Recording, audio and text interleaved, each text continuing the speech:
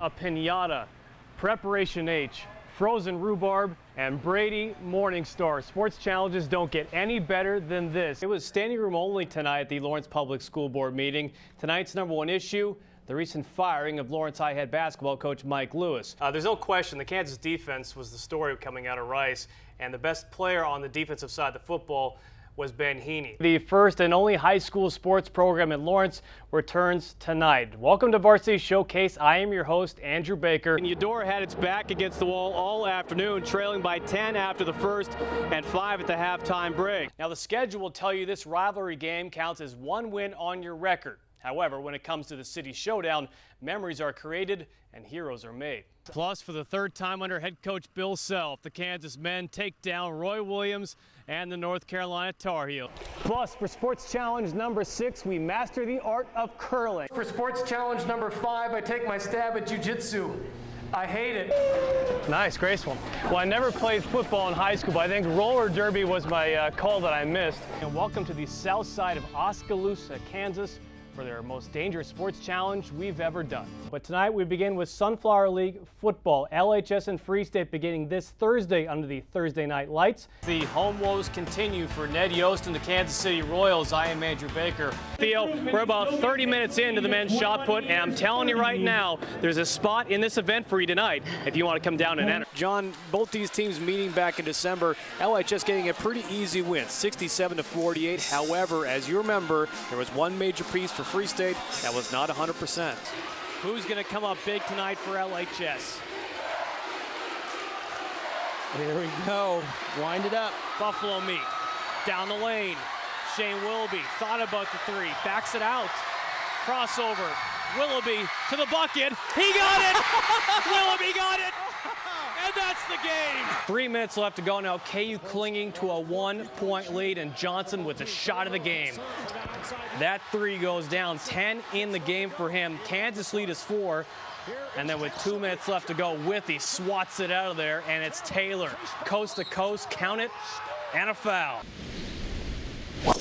At the age of 30, he's already etched his name as the greatest golfer in KU history. Ranked 47th in the world with 2 PGA Tour wins and over $8 million in career earnings, Gary Woodland has joined the list of young rising stars on the tour.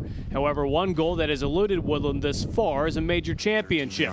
Gary Woodland. Something he was striving for this past week at the U.S. Open at Pinehurst. I really felt like things were getting better as the week went along. That's just not a place you don't want to have your best game. I struggled through the week driving the golf ball. Outside of that, the game felt pretty good.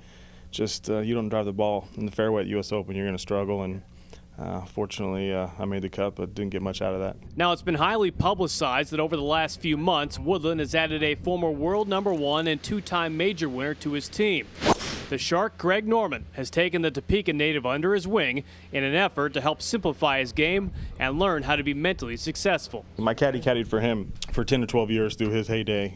It's been a great partnership for me. He's been kind of a mentor for me this year, kind of helped me understand how to get better, kind of simplify a lot of things. This season, Woodland is ranked 24th on the PGA Tour money list with over $2 million in earnings, more than Rory McIlroy, Phil Mickelson, and even the 14-time major winner Tiger Woods.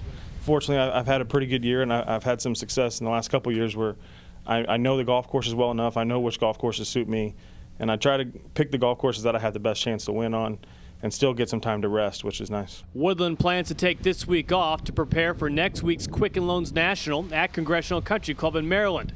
Yet as the year rolls along, Woodland has his sights set on earning a spot in this year's Ryder Cup team.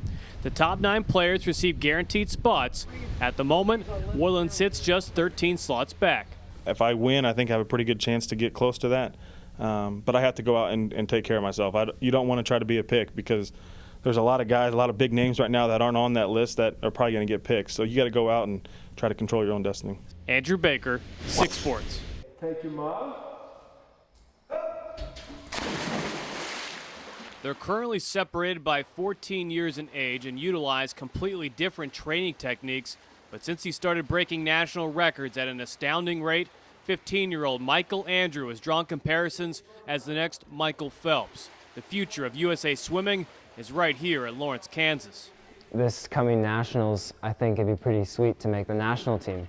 which if you told any normal, person in the swimming world, they'd be like, crazy, you're 15 years old, you're going against, some of the fastest guys in the world.